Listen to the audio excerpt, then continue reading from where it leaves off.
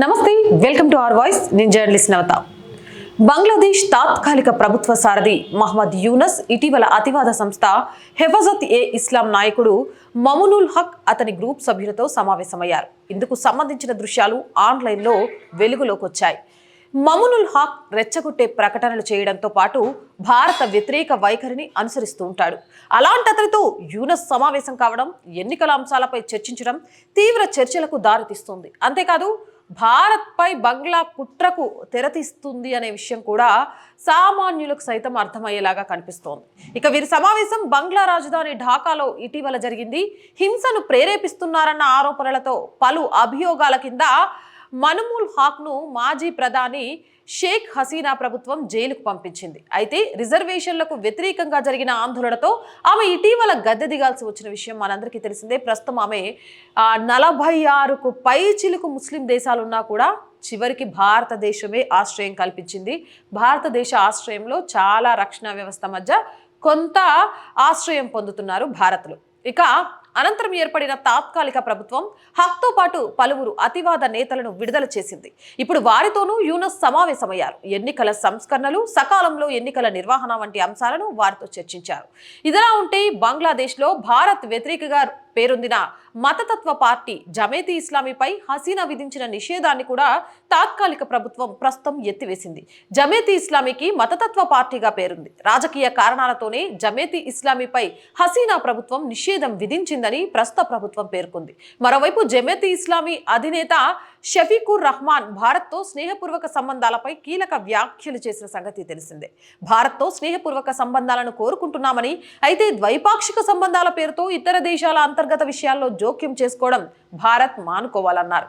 అలాగే America, China, పాకిస్తాన్లతో బంగ్లా సన్నిహిత సంబంధాలను పెంపొందించాలని కూడా రెహమాన్ పేర్కొన్నారు. ఏదేమైనా బంగ్లాదేశ్ని వేదికగా చేసుకొని అతిపెద్ద కుట్రకు తెరతీస్తున్నారు అనే విషయం చాలా క్లియర్గా అవగతం అవుతుంది.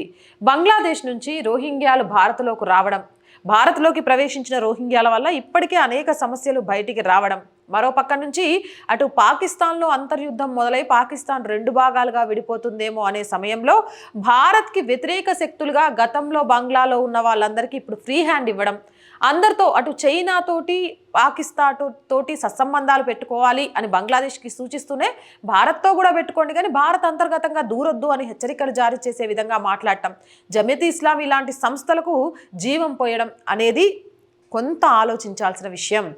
బంగ్లాదేశ్ వేదికగా చైనా అతిపెద్ద కుట్ర పన్నడానికి ప్రయత్నం చేస్తోంది. అమెరికా కూడా తమ స్థావరాన్ని ఏర్పరచుకొని ఇటు బార్డర్ చిన్న చిన్న దేశాల మీద పట్టు సాధించడానికి ప్రయత్నం చేస్తుంది అనేది చాలా క్లియర్గా అర్థమవుతుంది.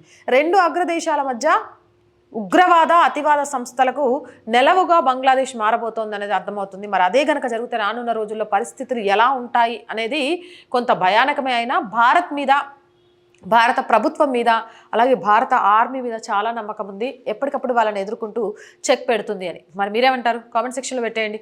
మోర్ వీడియోస్ కోసం మన ఛానల్ వెంటనే సబ్స్క్రైబ్ చేయండి. నచ్చిందా? లైక్ చేయండి, షేర్ చేయండి, సపోర్ట్ చేయండి. అండ్ ప్రతిరోజు చెప్తున్న విషయమే అయినా మళ్ళీ మీ అందరికీ ఒక్కసారి గుర్తు చేస్తున్నాను, ఈ ఛానల్కి ఆర్థికంగా మీ అందరి చేయూత చాలా చాలా అవసరం. ఆర్థికంగా సపోర్ట్ చేయాలి అనుకునేవారు సబ్స్క్రిప్షన్ పక్కనే జాయిన్ అనే బటన్ ఉంటుంది. 1 to 5 లెవెల్స్ ఉంటాయి. ఏదో ఒక లెవెల్లో సపోర్ట్ చేయండి. అలాగే స్క్రీన్ మీద గూగుల్ పే, ఫోన్పేతో పాటు అకౌంట్ డీటెయిల్స్ కూడా ఉంటాయి. మీకు తోచిన సహాయం చేయడం ద్వారా, ₹1 నుంచి మీకు ఎంత తోస్తే అంత సహాయం చేయడం ద్వారా ఈ ఛానల్ని ఆర్థికంగా ఆదుకోవడంలో భాగస్వామ్యులు అవుతారు. అలాగే మార్కెటింగ్ యాడ్స్, వ్యాపార ప్రకటనల కోసం కూడా ఈ ఛానల్ని సంప్రదించవచ్చు. 8328500576 నెంబర్కి కాల్ చేయడం ద్వారా. So please subscribe our channel, support our channel, share our channel, like our channel. And అభిప్రాయం ఏదైనా నిస్సంకోచంగా కామెంట్ చేయండి. జై భారత్.